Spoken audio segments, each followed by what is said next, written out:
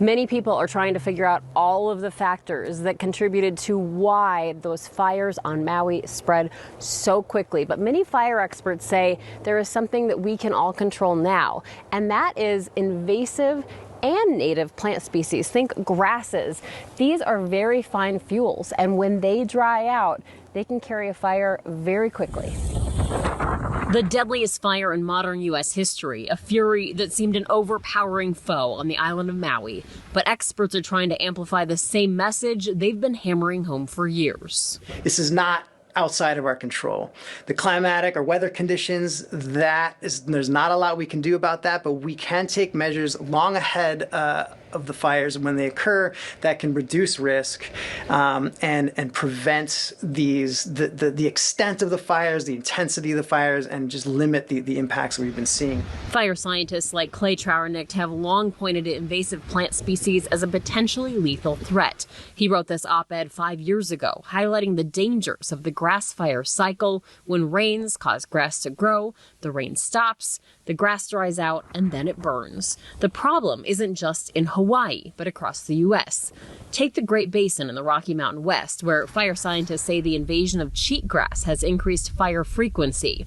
In the case of cheatgrass, fire stimulates its seed germination. In other words, it grows more after fire, becoming even more invasive. Any kind of introduced vegetation is going to present a problem like that, particularly if it spreads quickly and grows quickly.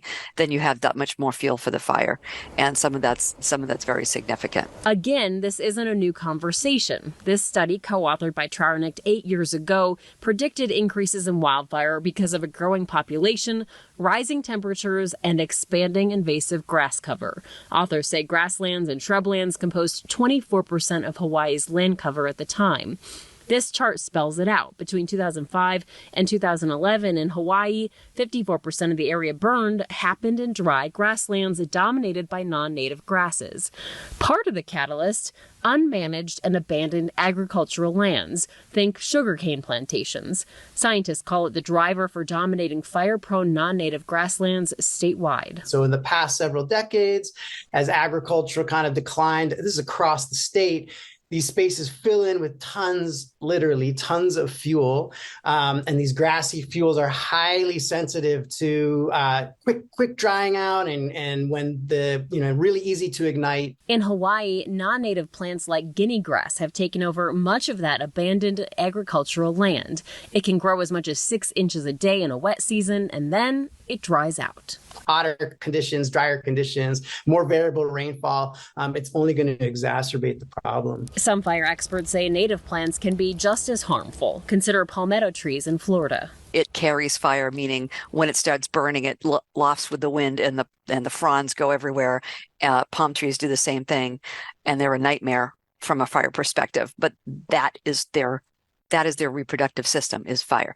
So we don't want to say all natives are good, all invasive are bad, but invasive just by its very nature, obviously, it's invasive in the sense that it's crowding out other species that need the space, the light, the water. While we may not be able to get a handle on extreme weather events, fire scientists say we can start to do something about fuels, both native and invasive, now.